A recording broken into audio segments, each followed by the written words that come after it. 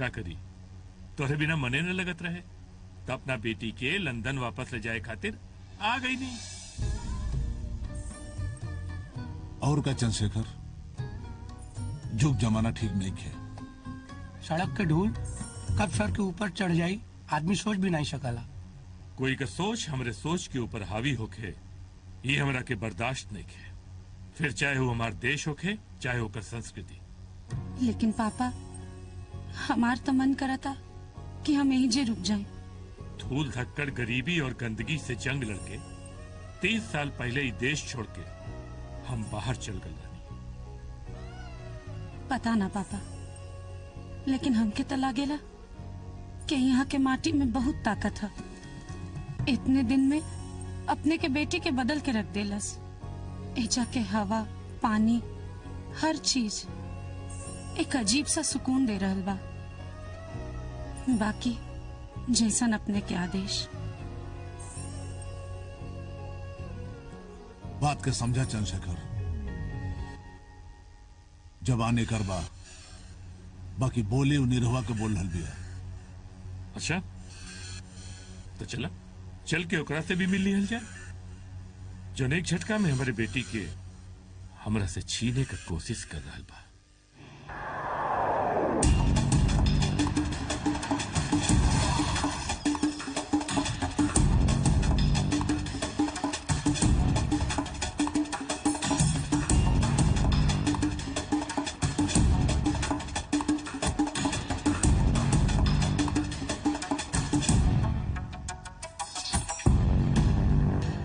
प्रणाम चंद्रशेखर बाबू। आई आई आई बैठी बैठी। चंद्रशेखर बाबू रउआ कब आई? आए के तो न रहे, बाकी अपने के बेटा बुलवा लेना। अच्छा अच्छा। बिटिया का ब्याह तय कर दिले, वही का न्योता देवे खातिर आई। जी अच्छा भैया जरूर आए।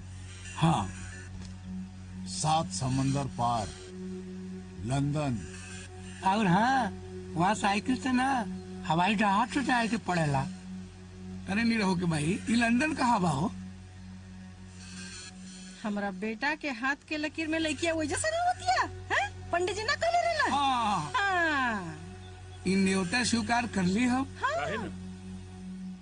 अगर एगो अपाहिज के बाप कहलाए का शौक होके तो जरूर कर ली।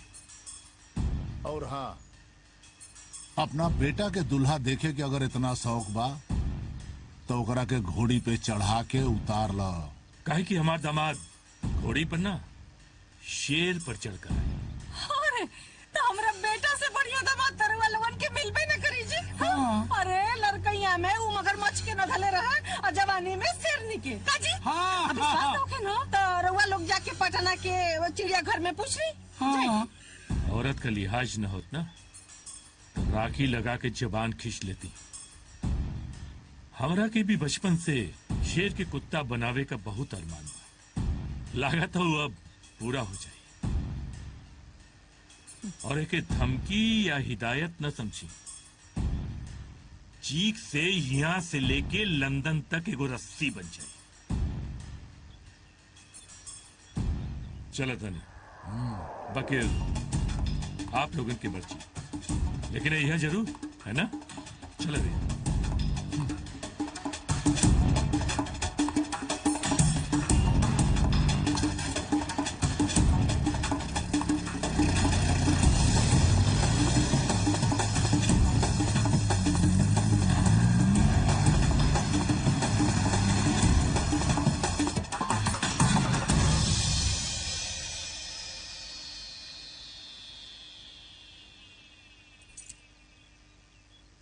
क्या रहा बाबूजी? कुछ नहीं बेटा, बस तोर ससुर आला ना है, अन्यथा देखे बिना चाय पानी के ही चल गई ना है। ऐसे भी बेटा बेटी के बाप बेटी के घर के पानियों ने पिएला। काहे कि पानी पिए से नर्क में जगह मिली। जीवन के फैसला करे बेटा हम कमजोर पड़ गई नहीं। आज हम फैसला कैले बानी दिल दिमाग दोनों से। बोल बेटा पूरा करबे? बोली बाबूजी। ई जमीन जायदाद बेचे के कहे न पड़ जाए। बाकी सिर्फ और सिर्फ हमरे घर के पुतो वो चंद्रशेखरा के बेटी बनी।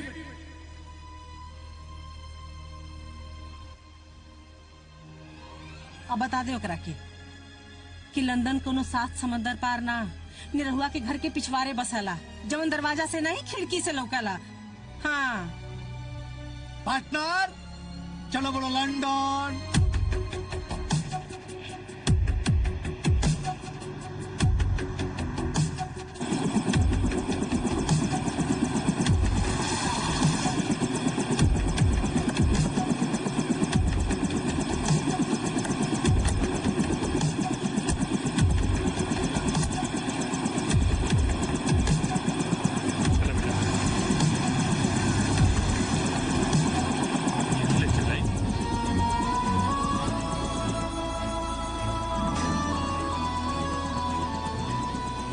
बेटी के दिलाइल भी देखो नचनिया शुक्र मनाओ कि इंडिया में बढ़े, नहीं तो लंदन में अब तक तोर बोटी काट के कुत्तन के खिला देती।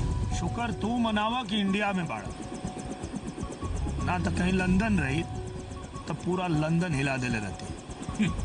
सपना रात में दिखल जाता, दिन में ना। भूल के भी लंदन का रुख मत दी है, वरना बस एक बार रास्ता मिल जाए, एक कदम में तुहार लंदन नाप दे।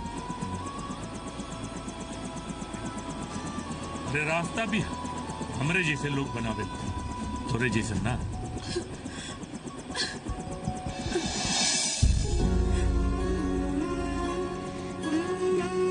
बोली का चिल्लाता रहा? हमरा कुंडली में लिखल बा कि हमार दुल्ही लंदन से आई। अपन देह मजबूत कर ले, 1 लाख टुकड़ा कर दे। 1 लाख ना 1 करोड़ टुकड़ा करबा तब वो इनका के हमरे दिल से ना निकाल पाएगा। और हाँ, एक बात याद रखा, मंडप दुनिया के कोनो कोना में बना लो तो हर दमाद तमई बन। जूली चला। हाँ हाँ चलो चलो। हम तो और इंतजार करब।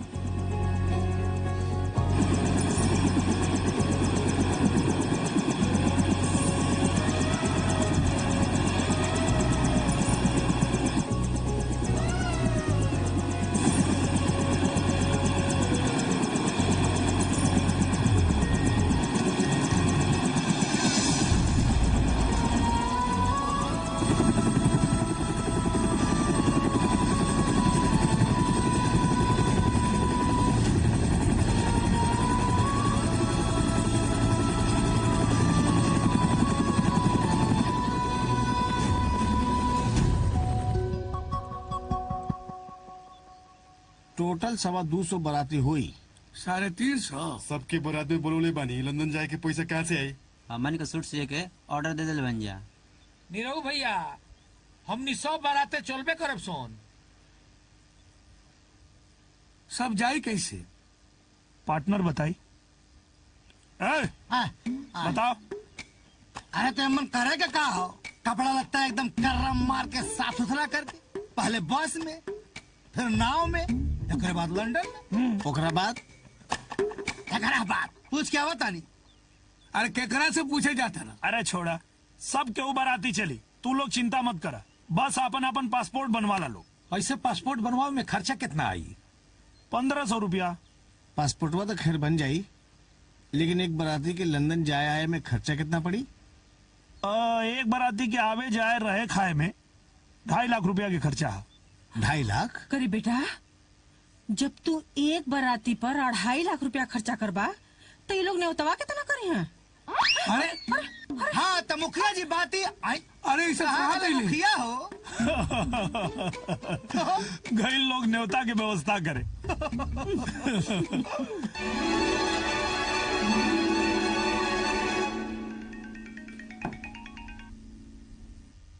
हाँ भैया प्रणाम। खुश रहा बाबू, सब हालचाल ठीक बा। और सुना, अरे आवाज में तनी बुलंदी लावा हो, और बिटिया के शादी आराम से करा जी। कि वो सब वीजा पासपोर्ट में अझुराइल बढ़न सन।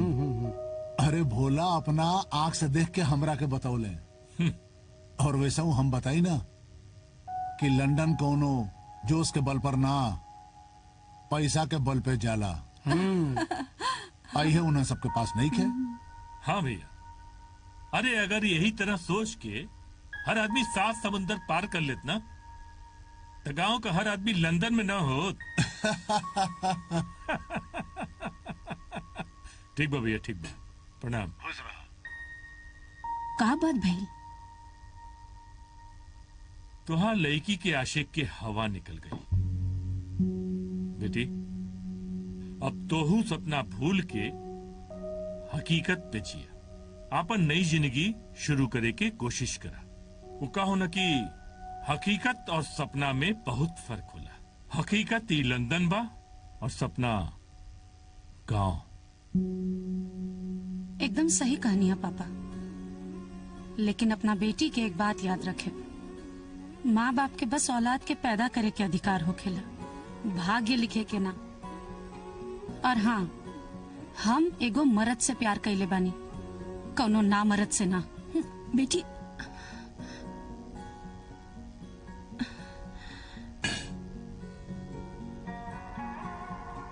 देखा तू टेंशन मत ला, हम सब सेटिंग कर दिले हैं। ठीक बा भाई, 2 दिन में पासपोर्ट मिल जाई। अच्छा ठीक। ठीक है। हाँ, एक मिनट।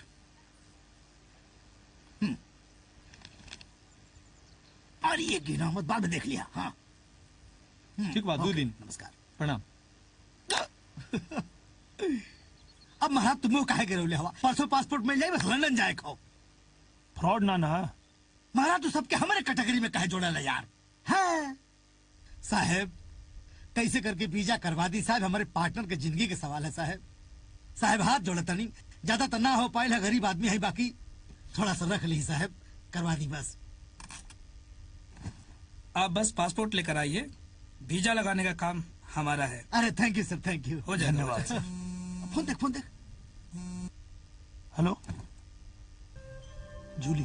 अच्छा, अरे तू चिंता मत करा। हाँ, आज बात होगी ल साहब से, 2 दिन में पासपोर्ट आवता, ओकरा बाद वीजा लग जाए। हाँ ठीक है, चलो लंदन।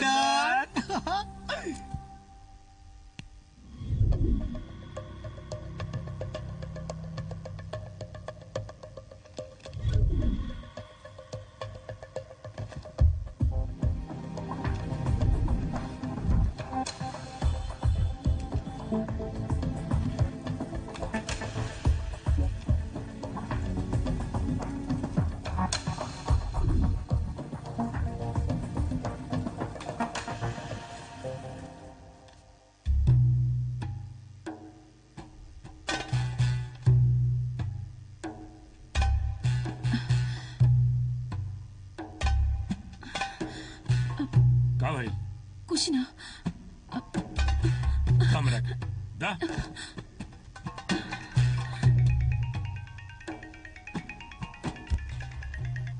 हाँ हेलो।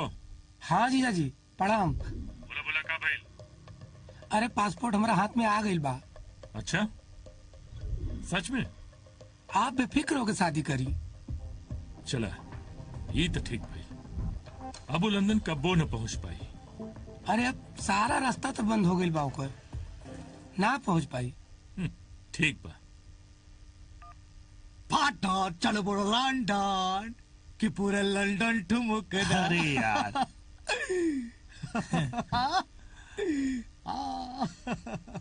आ गई। हाँ भैया, फटाफट पासपोर्ट निकल, हम लोग बहुत जल्दी हो।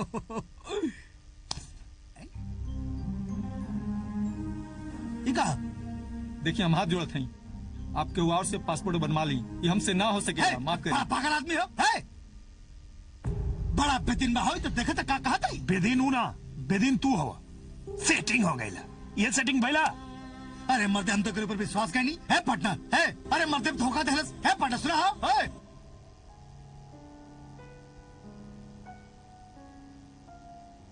जूली बेटा, का बात बा? माई के साड़ी काहे लौटा दे लू? पहन ले एक रखे। देखा बिटिया, दिसंबर अपने परिवार के साथे तोरा के देखे बदे आवत अड़े। बचपन से तो हर बात मननी, तुहार हर इच्छा पूरा कईनी। ये तू क्या करत तारू हैं? हमारे को छोटा सा बात न मनबू? तो के विश्वास न होके तो फोन करके पूछला। सच और झूठ के परछाई पर से पर्दा हट जाए। पूछ के अपना विश्वास के कमजोर करे के नहीं की चाहत पापा। पिता के मर्यादा पति के सम्मान से कहीं बड़ा होखेला, लेकिन हमरा यकीन पे भी रहुआ ताज्जुब करब। काहे कि हमरा पता बा कि चमत्कार बेर बेर ना, लेकिन कब्बो कब्बो तो जरूर होखेला। एकर मतलब कि हमार तजुर्बा आज टूट जाए। एक बच्ची के बचपना और बुजुर्ग के तजुर्बा में जैसन तो हर बच्ची।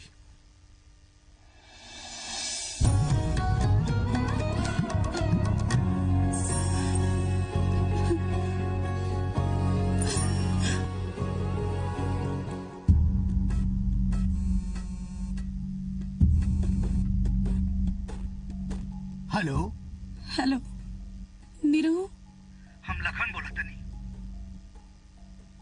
वो कहाँ बाड़े? सब खत्म हो गई भाभी, सब खत्म हो गई। पासपोर्ट खातिर हमने पैसा देले रहनी और वादा भी कैले रहलस कि पासपोर्ट बना देब, लेकिन अचानक पता न का हो गई कि कहलस कि पासपोर्ट ना बन पाई। हमने जितना कोशिश हो सकेला सब कैले नहीं भाभी जी, लेकिन अब लागत था कि कुछ ना हो पाई। अब कहा बताई, टूट चुकल हो।